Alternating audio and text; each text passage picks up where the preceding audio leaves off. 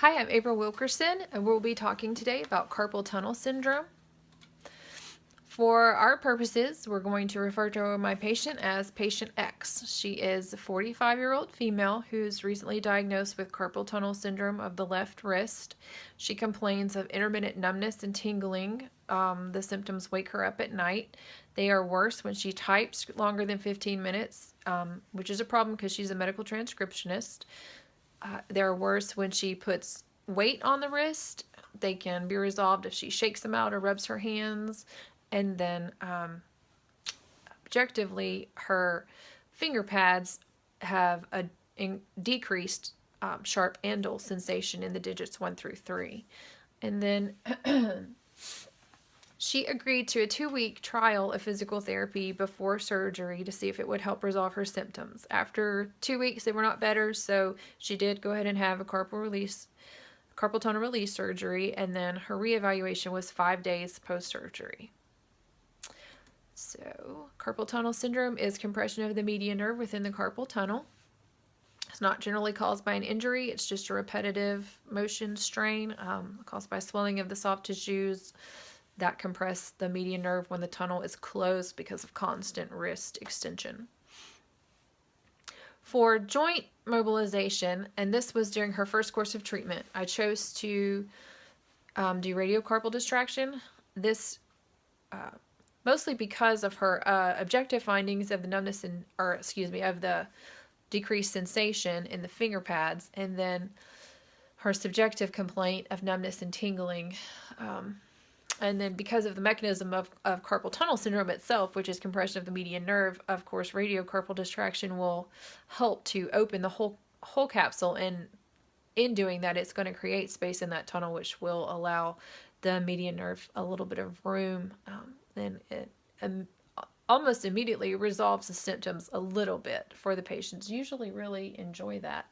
I know when I had carpal tunnel syndrome, I enjoyed that. So that's what we chose to do for joint mobilization, and at the end of the PowerPoint presentation, I'll demonstrate that. For patient education, I chose to educate her on how to correctly position her hands at her workstation on her keyboard, of course, to avoid positions of constant wrist extension that will keep the tunnel closed and keep compression on the median nerve. And then for her home exercise program, and you can't really get a good picture of it, but we chose to do some scar tissue mobilization. The reason for that is in her plan of care, she was supposed to come in 2 to 3 times a week. Of course, this is post-surgery.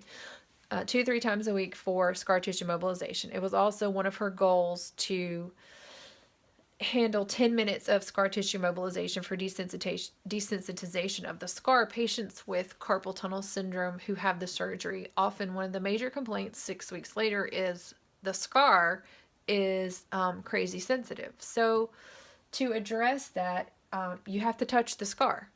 So if she's going to come into the clinic, that's going to address it a couple times a week, but then we can also have her at home. Now, she's only 5 days post-surgery at the time of this reevaluation, so when we send her home with this home exercise plan, we don't want her to pull on the borders of the scar at all. So we're actually going to just do longitudinal parallel to the scar, which is, it's a 4-inch scar across the wrist. And it's right down the center of the palm and the wrist.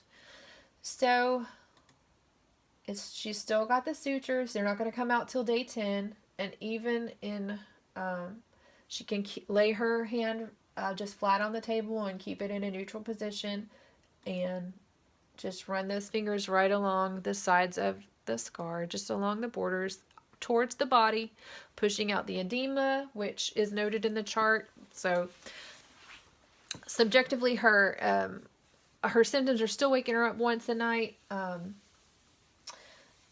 and she's going back to work in a week. So we got to get this scar where we can handle putting pressure on her wrist on that anterior surface. So those are the reasons that I chose to do scar tissue mobilization in her home exercise plan. Okay. And then, of course, when the sutures come out, we can teach her how to do some transverse or cross fiber friction on that scar tissue. But the biggest thing about a scar is that you want to get it flat and soft. So longitudinal parallel to the scar is going to help with that. Prognosis for carpal tunnel. If you don't do anything about it, it's not going to get better. The median nerve is not going to decompress itself. So if you have carpal tunnel, you need to get a therapeutic intervention for that. For surgery, rehabilitation is normally 6 to 12 weeks. Therapy is generally recommended for at least 6 weeks post-surgically.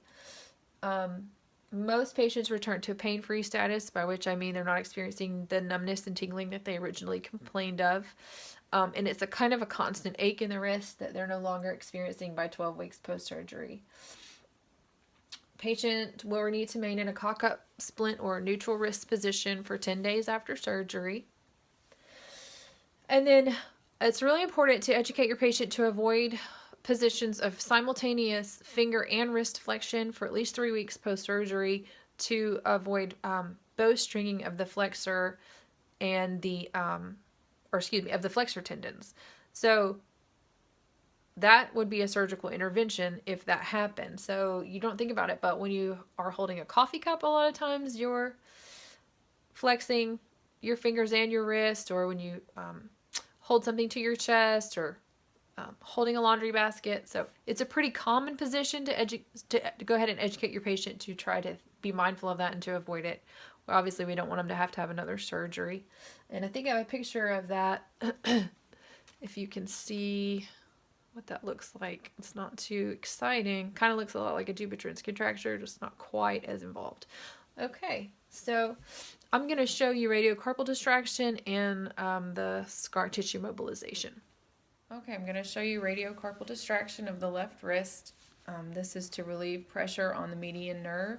You want to put a rolled up towel under the patient's forearm. You're going to secure the forearm with your opposite hand, and then I'm not going to grip too tightly around her carpals, just enough to get a grasp, and then I'm just going to gently. And Kenzie, do you feel a little space being created right here at this joint? Yep. Okay. And you really don't want to go all the way to the end of the capsule because of all of the inflammation in the joint. We just want to give a good amount of space to relieve pressure and maybe some of the numbness and tingling for the patient who's experiencing carpal tunnel syndrome. Okay, I'm going to slowly release. Are you okay? All right, thank you. Okay, so for her home exercise program, I instructed my client to perform scar tissue mobilization. So what I want her to do is just place her fingers parallel to the scar and slowly work the skin and the tissue, pushing the edema back towards her body. And you can do it two ways. You can push, and you're pushing the skin, it kind of wrinkles it. Or you can pull. But both ways, I'm not directly on top of the scar. I'm just running parallel to it, and I'm not using a whole lot of pressure. I'm keeping my wrist in neutral. And I'm just helping to lay the scar tissue down in nice flat lines and to desensitize the area.